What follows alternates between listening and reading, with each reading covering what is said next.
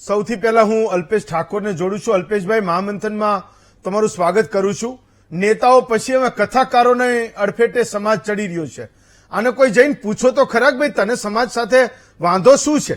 સમાજ સાથે વાંધો છે તો એનો કોઈક સમાધાન કરે, પણ જેમ મન ફાવે એમ તો કંઈક જાહેરમાંથી ના બોલે. કોઈક એક વ્યક્તિ વિશે, કોઈક એક કુટુંબ વિશે એના થયેલા અનુભવો છે એ સમાજ એને જઈને પૂછે કે જાહેરમાં કેમ એ આખા સમાજને તમે ખરાબ અને ખોટો ચિત્રો છો?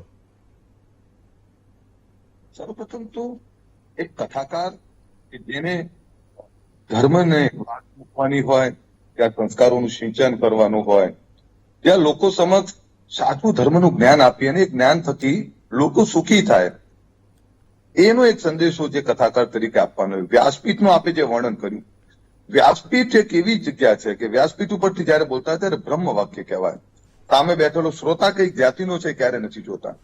સાથે વ્યાસપીઠની સામે રહીને જયારે અમને બોલવાનો મોકો મળે છે ત્યારે પણ અમે ધન્યતા અનુભવતા હોઈએ છીએ કે વ્યાસપીઠની બાજુમાં ઉભા રહીને અમને બોલવાનો મોકો મળ્યો.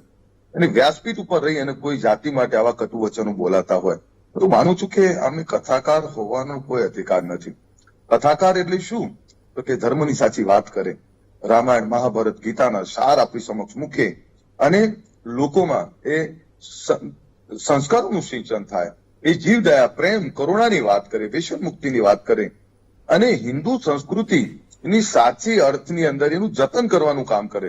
હું માનું છું કે આ જે કોઈ નિવેદન છે એ હિન્દુ સમાજને વિમુખ કરવાનું, હિન્દુ સમાજમાં ભાગલા પાડવાનું નિવેદન છે.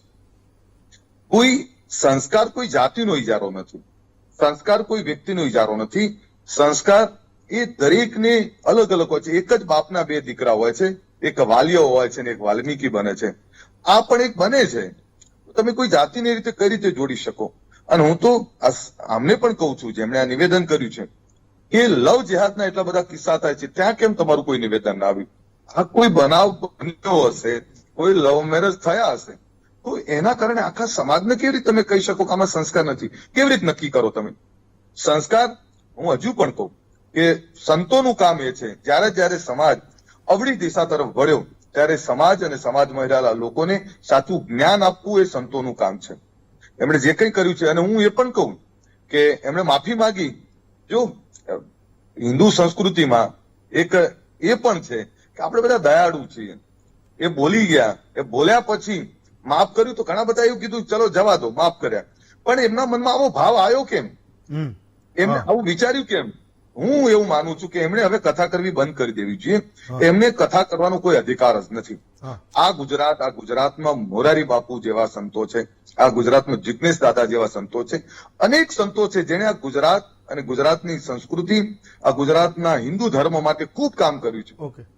આ કોઈ એક વ્યક્તિના બોલવાથી હું આવું નથી માનતો, પરંતુ હું એટલું ચોક્કસ કહું છું કે આવા જે કોઈ કટુ વચન બોલતા હોય તો નેતાઓ હોય કે સામાજિક આગેવાનો હોય, કોઈ સંતો મહંતો હોય, એમને કોઈ પણ સમાજ માટે આ પ્રકારનું બોલવાનો અધિકાર નથી. આમની સામે દંડાત્મક કાર્યવાહી થવી જોઈએ, આમની સામે કડક હાથે પગલા લેવા જોઈએ. કોઈનું માથું વાઢ્યા પછી કે લાવો માથું ચડાવી દઉં, આ પ્રકારની માનસિકતામાંથી બહાર નીકળવું જોઈએ. હજુ કહું, હિન્દુ ધર્મ એટલે જીવદયા, કરુણા, પ્રેમ, આ એને સાચા અર્થમાં સાર્થક કરવું જોઈએ. આ પ્રકારની વાત એમણે ના કરી. અલ્પેશભાઈ, ઉનામાં કોળી સમાજ હમણાં જ સમાચારે આવ્યા કે ભેગો થયો. એણે એવું કીધું કે સમાજના દરેક લોકો એ સહયોગ આપે, પૈસાની જરૂર નથી, પણ દર વખતે માફ કરી દેવા એ નથી કરવા. તમે માફી વિશે બોલ્યા, હું તમારો મત જાણવા માંગુ છું. હું આપને કહું કે ક્ષમા વિરેશ્ય ભૂષણમ, એ વાત સાચી છે, પણ સાથે એ પણ કહું કે આમને બીજું કઈ ના કરે તો અમે તમામ જગ્યાએ ગુજરાતના 50 થી 100 તાલુકામાં એફઆઈઆર કરાઈ રહ્યા છે. એટલે એમને ખબર પડે, એમને ધક્કા થાય એટલે ખબર પડે કે આ કઈ રીતે થાય છે. બીજું એ પણ કહું તમને કે એમણે જે પ્રકારની માનસિકતાથી વાત કરી છે, એક વાર તો એમને છે ને મોઢા પર કાળી તિલક આવી જોઈએ, તો જ એમને ખબર પડે કે એમને જોઈને બીજા લોકોને પણ એવું થવું જોઈએ કે કોઈ સમાજ માટે ના બોલાય.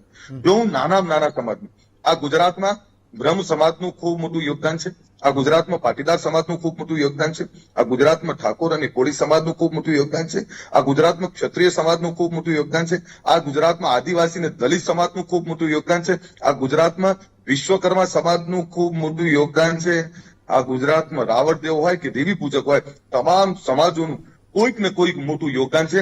કોઈ પણ સમાજ માટે આવી કસાતી વાત કોઈ બોલતું હોય તો એ ચલાવાય નહીં. આ ગુજરાત અને ગુજરાતની અસ્મિતાને હિન્દુઓની દૂર કરવાનું, હિન્દુઓમાં ભાગલા પાડવાનું નિવેદન છે.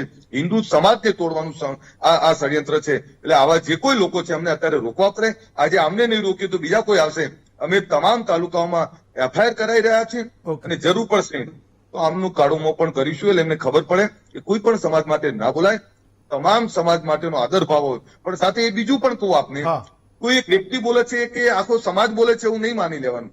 અને કોઈ એક વ્યક્તિ કોઈ બીજા સમાજ માટે બોલે છે એટલે આખો સમાજ છે એવું નહીં. આ વ્યક્તિગત એમનું નિવેદન છે. એટલે વ્યક્તિગત નિવેદન છે ત્યારે એમને વ્યક્તિગત રીતે સજા કરવી, દંડ આપવો એ આપણી જવાબદારી છે. ને એ પણ એટલે કે આ હિન્દુ સમાજ માટે, હિન્દુ સમાજને તોડવાનું જે કોઈ લોકો ષડયંત્ર આવું કરતા હોય તો એને રોકો જવાબદારી છે. આમનું કાળું મોં પણ કરીશું અને તમામ જગ્યાએ